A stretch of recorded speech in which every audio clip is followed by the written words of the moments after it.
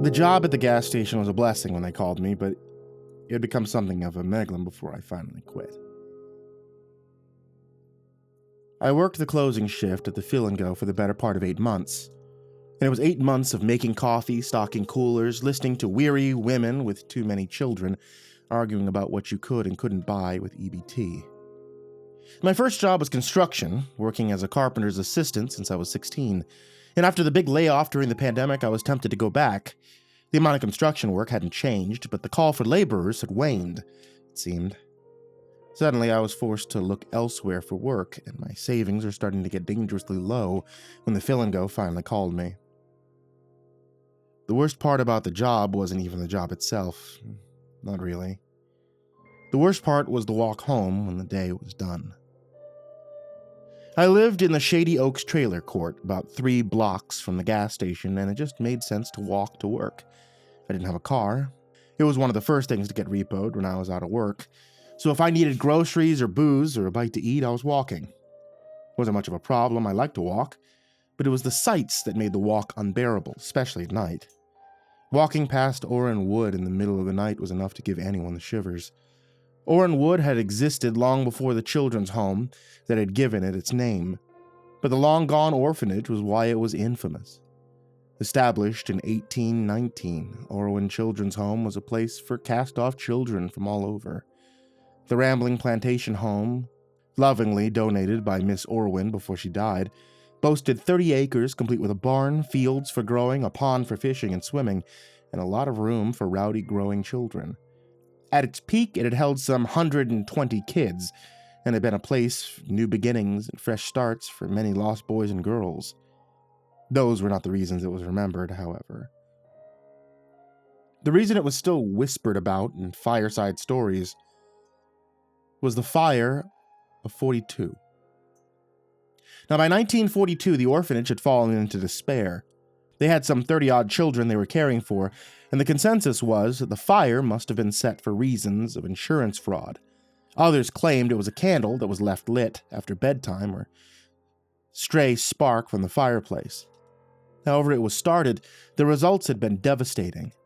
30 people lost their lives in the fire, 25 of them children. And that was when the stories began. You could still see the ruins of the children's home as it hulked in the overgrowth, reclaimed by the forest after the blaze, and the area around the hulk was supposed to be haunted. Lots of people had seen ghostly apparitions, handprints in the dirt on their cars, or had toys glide into the road without warning. The Orwin Woods played into a lot of local legends, and it was widely agreed upon to be a very haunted place. I explain all this so you understand why I might have been a little eager to get home on my evening walks. Nothing strange had ever happened to me, nothing besides that feeling of unseen eyes watching you until last night. Last night I got off work to find about a foot of fresh snow on the ground. It had been expected. I had watched it come down all day as I rang up coffees and gas for customers. I had walked to work through flurries earlier that day and dressed accordingly.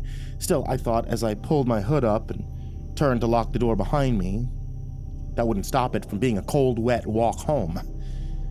The dark gas station disappeared behind me as I started schlepping home, the night cigarette already between my teeth. It's a terrible habit, I know, but it's about the only vice I can afford to have these days. Tonight, however, I was having a hell of a time getting the tip lit.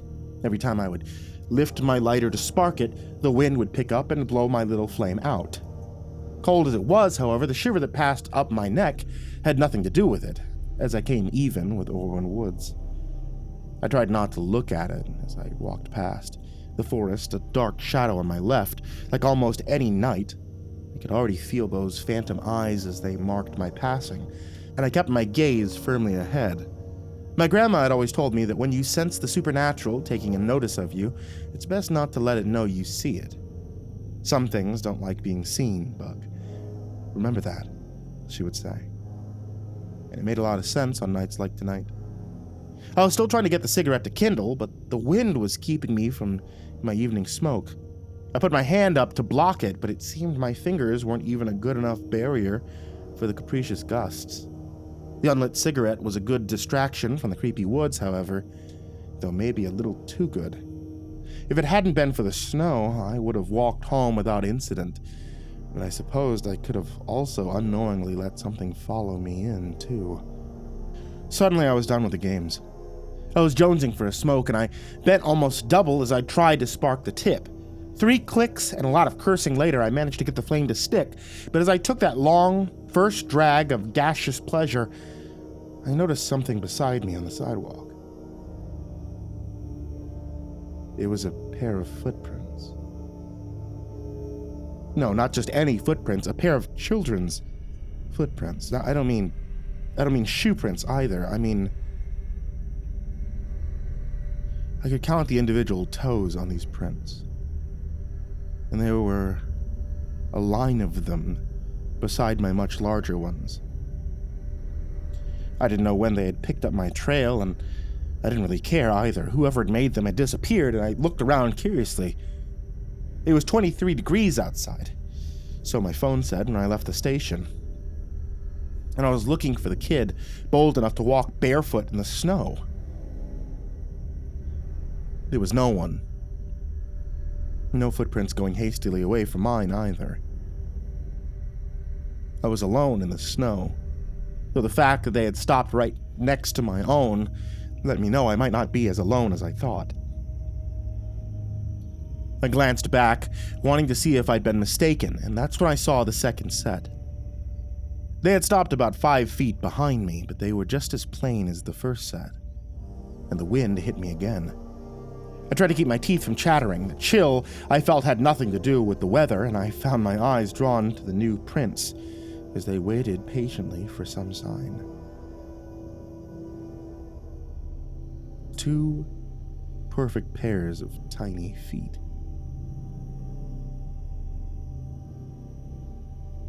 Sitting placidly in the powder. Then before my eyes, a third set came crunching towards me, and my cigarette made an angry hiss as it hit the fresh snow. I was running before that third set came even with the second, and this seemed to be the sign that it had been waiting for. I heard those bare feet as they slapped wetly at the concrete behind me. My head cried out for caution. It would be very easy to take a tumble out here and get hurt, but my desire to get away was up, and my adrenaline was coursing in the face of this formless threat. I slid as I rounded the corner, but my sneakers held purchase as I kept showing my heels. I could feel the burn in my chest as I ran, my breath steaming like a loco as I ran for my life, and I knew if they caught me, I would never see home again. None of the stories I'd ever heard about the woods spoke of children hurting anyone, but the sounds of their ghostly feet, I guess they weren't trying to sell me cookies. By the sound of it, there were more than a dozen after me, and I could just imagine the intentions of this legion. I saw their trailer park coming into sight, but that seemed to be where my luck ran out. I came off the curb running flat out, and when I hit the patch of ice, I stumbled and went down hard on my outreached hands. I was lucky, I suppose. If I hit my head and gone unconscious, there's no telling if I would have ever woken up. As it was, I just gashed my hands on the concrete beneath. I could still hear them behind me, getting closer and closer, and I walked on my hands and knees until I got across the street and managed to right myself. I was running up the narrow walkway, dashing between the trailers as I saw my faded red one coming into sight. I prayed the stairs wouldn't be icy, and when my foot touched down on the first step, I was rewarded with a groan and the firmness of unfrozen wood. I darted up the steps, crossed the porch, and rammed the key into the lock as I frantically walked into the entryway. I sighed in relief. I was home. And nothing could hurt me here. I turned to slam the door, the screen door not feeling quite firm enough, but my hand stopped.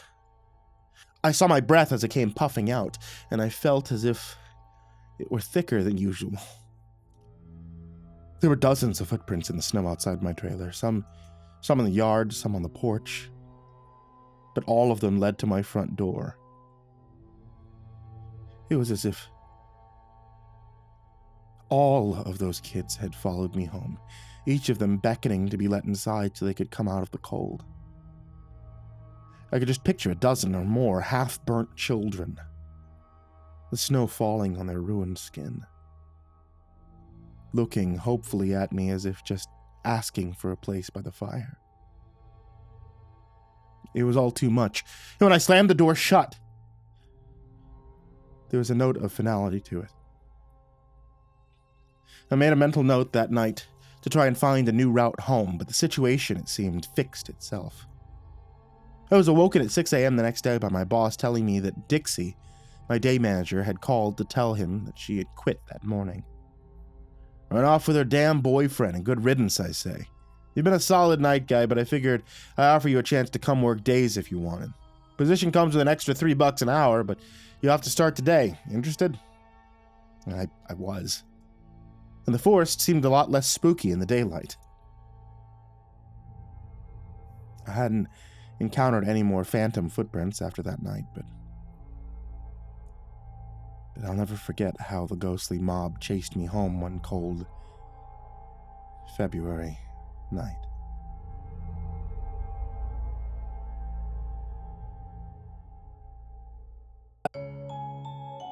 Fall is finally here, and it's finally cooling down, which means it's time for you guys to get yourself a hot cup of tea. My wife happens to sell tea. Etsy.com/shop/Ivory Monocle Tea sells different teas that are inspired by nerdy-based things, as well as a bunch of new teas that are available for the Halloween season. My personal favorite, and the one that I drink whenever I'm recording, is Dark and Stormy Night. It has a little MrCreepyPasta symbol on it, and if you ask, you can get a little MrCreepyPasta dabbing sticker. Also, anytime that you order one of those, you actually get my autograph on a little card, so if you want that, hey, you can get that. And finally, I want to give a huge thank you to everybody who supports me on Patreon.